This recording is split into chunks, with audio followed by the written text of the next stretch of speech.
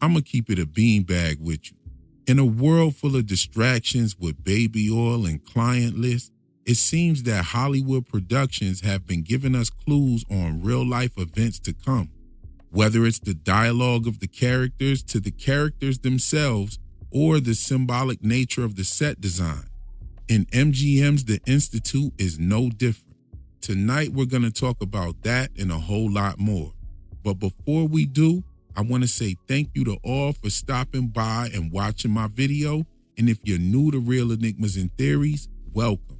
This video will contain spoilers for The Institute episodes 1 through 3 and a few tidbits from other projects like From, Severance, and Final Destination Bloodlines, just to draw a comparison. So without further ado, let's cook. I was going to talk about how the cigarette falling into the bowl of cereal reminded me of the middle of the Institute's logo, or how the dollhouse in the storage room reminded me of the dollhouses in Severance that Cobell and her Aunt Sissy used to make their Lumen-inspired shrine altars, or how Kalisha's cartouche shirt translates to Radstorm or Radiation Storm, but then she slips into the Miss Rachel look, or how Sheriff Boyd's desk from is in the police station on the Institute with the map on the wall as well. But nah, yo, I'm just gonna start with the overall premise of this video. There will be some heat about the show in here with a bit of historical references and whatnot, but here it is. TV shows and movies are recycling the same symbolic patterns to esoterically signal the rise of cryptocurrency and the shift to a fully tokenized financial system. Hear me out. First, let's get this one out the way real quick. In the opening scene of Final Destination Bloodlines, a boy takes a coin from a wishing fountain, a coin that's pulled from the water, symbolizing a liquid asset. Later, he throws that same coin off the Skyview Tower where it gets stuck in a fan blade, which causes a fire to break out. Now, in trading lingo, a breakout is when an asset's price breaks resistance and shoots upward. It's called a breakout. And I believe this to be a metascript signal disguised as a plot device. And that's just one example.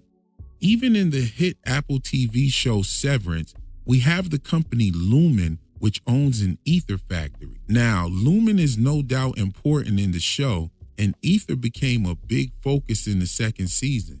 Now, you have Stellar Lumen and Ethereum, both are two very popular cryptocurrencies. Lumen and ether factories with Stellar Lumens and Ethereum.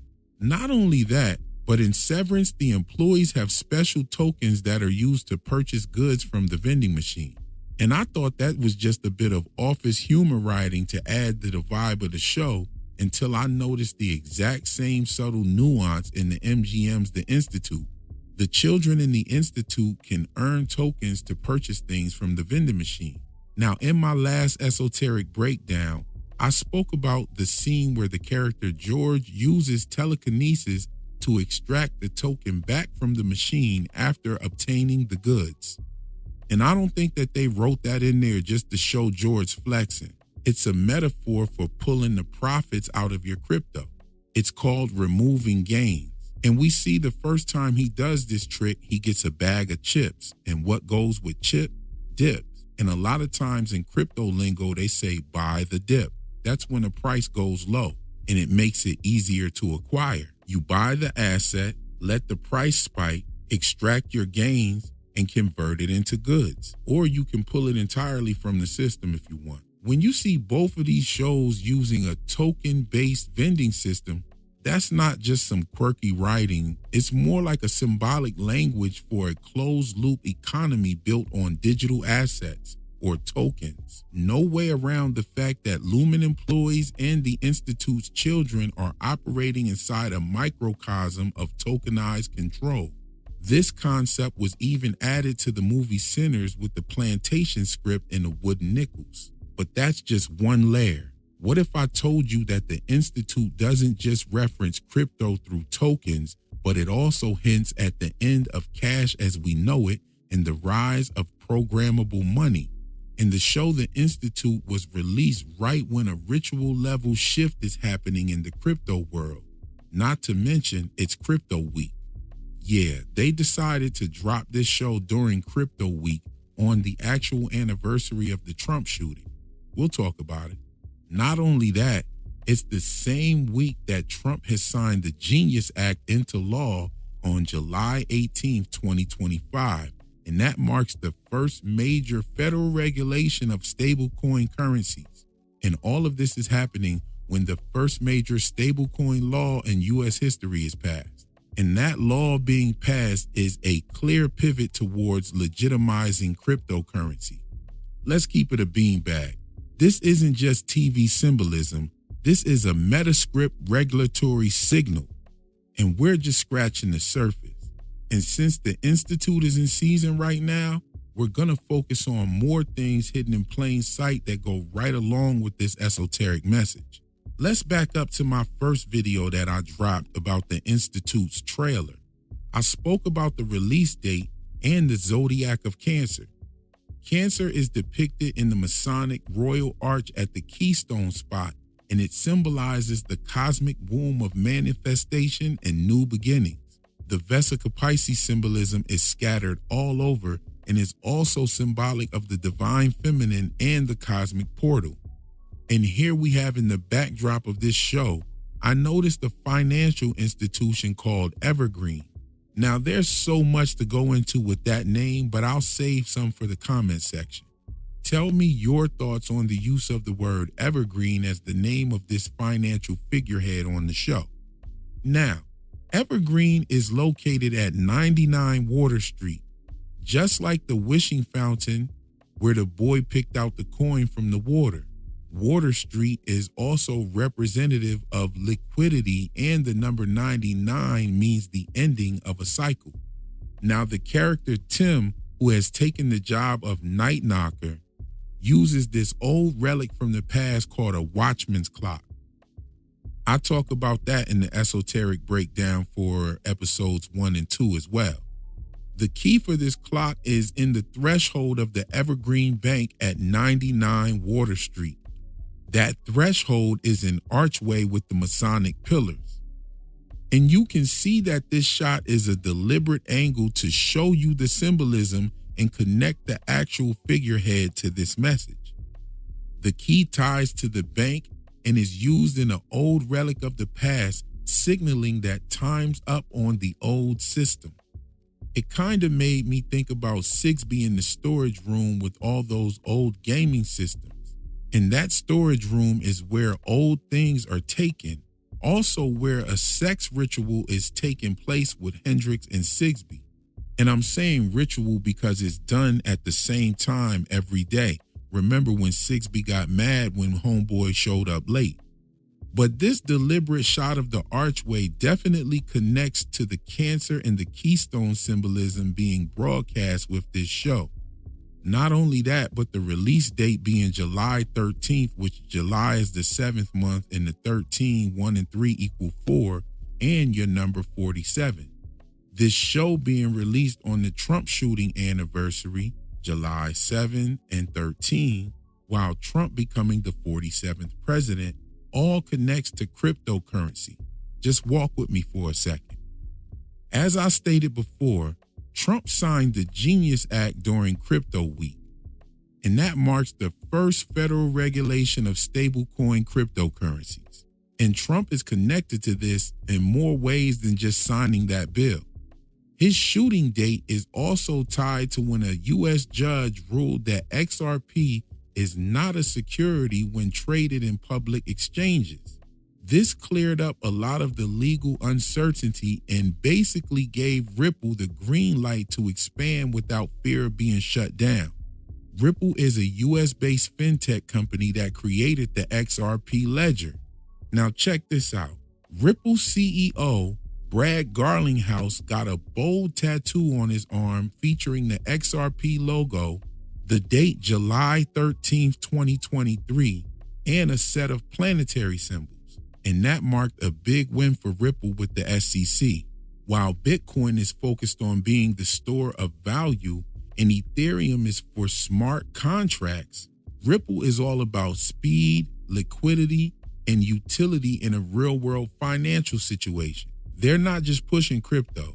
They're trying to plug blockchain tech into the existing financial system and tokenize real-world assets like real estate, stocks, and commodities. These TV shows and movies have been dropping signals about this shift the whole time, and the collective conversation about digital currency is happening amongst only a small few. This show drops an out-of-order ATM in your subconscious to fuse the collapse of an old finance and the rise of new tokens into a spell. The number 47 is everywhere. July 13th, the Institute release date from season 3 was released on September 22nd. Now, the word September literally translates to seventh moon or seventh month, and 22 equals 4. So there's another 4 and a 7. Lost also was released on September 22nd, way back when. So that was also a 4 and 7. And the creators of Lost are also the makers of From, who are also the makers of the Institute. You see how this is connecting? So let's look at this timeline. From drops in 2022 with a character named Thomas Matthew, which ends up being the name of the Trump shooter, and multiple mentions of 47 and 74. Season 2 drops in 2023 with the mention of Venn diagrams and more 47s everywhere, along with the signals pointing to 2024 and a shooting attempt on the main character Boyd. All of that happened in season 2. Boom. So season 2 of From ends, and then on July 13th, 2023, the court makes the ruling in Ripple's favor and the CEO gets the tattoo with that date on it.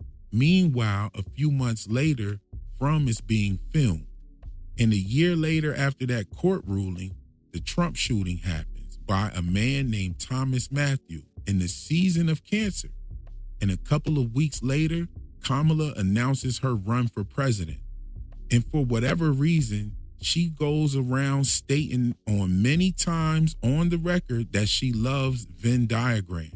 The following month in August 2024, the Institute and the tag with the red lights are being filmed in the adaptation of Stephen King's novel. Now, let's clear this up real quick.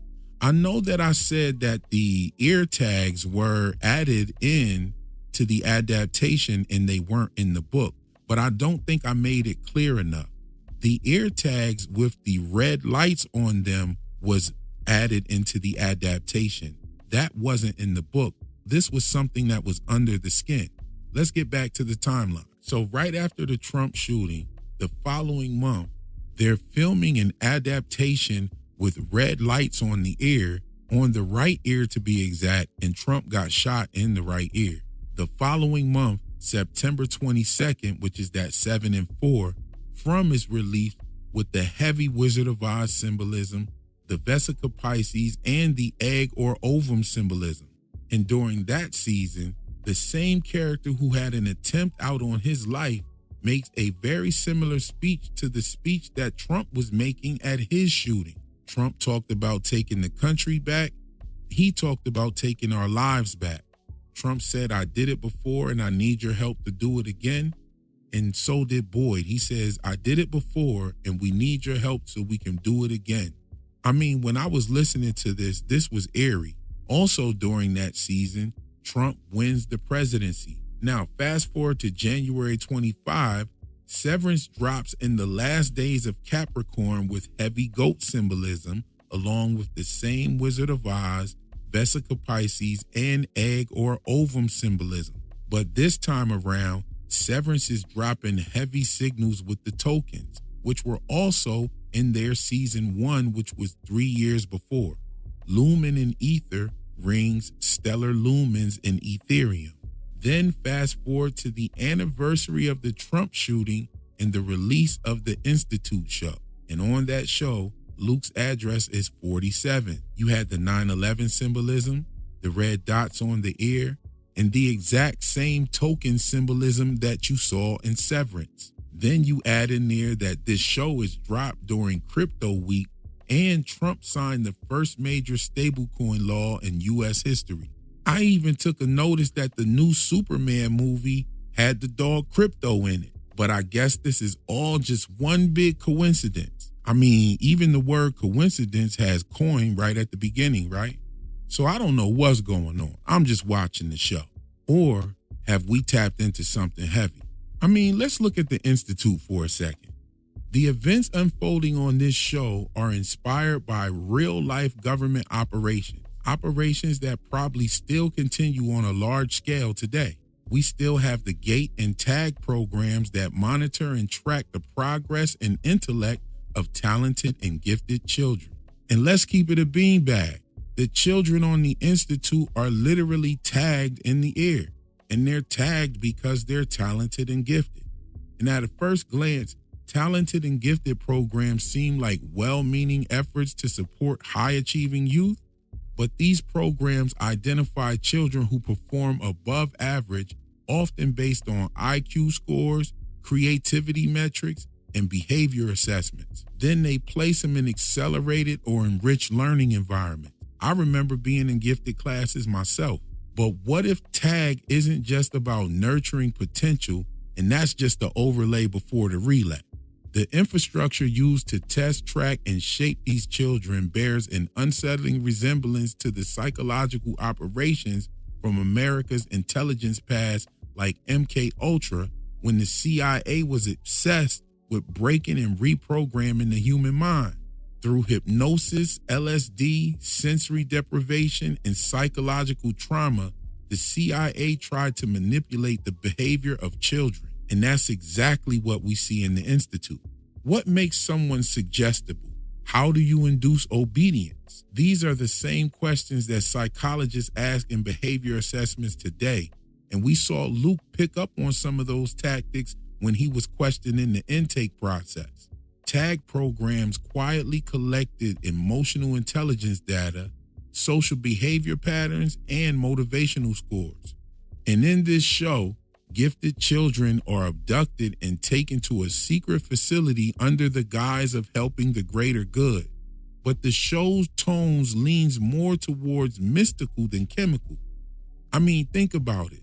The focus on psychic ability, numerology, and the emotional resonance suggests that they're dealing with something more arcane. They make it look like MK Ultra, but it looks more like Operation Often. Operation Often was the CIA and Department of Defense's plunge into the occult. This wasn't about mind control through drugs. It was about exploring remote viewing, demonology, psychic energy, and non-human intelligence. And when you think about it, if the Institute is truly encoded with real-world parallels, Often fits way better than MK Ultra. Think about it. I mean, you're talking about a company that's not just enhancing the abilities, they're harvesting the abilities. They're coordinating them and they're weaponizing them.